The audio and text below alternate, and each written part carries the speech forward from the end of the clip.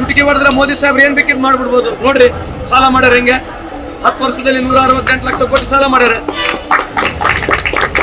ಈ ತರ ಚುಟುಕಿ ಹೊಡೆದ್ರೆ ಮೋದಿ ಸಾಹೇಬ್ರು ಏನಾರ ಮಾಡಬಹುದು. ಅದಕ್ಕೇನ್ ದೊಡ್ಡದಿದೆ ನೋಡ್ರಿ. $58 $84 ಮಾಡ್ಯಾರ.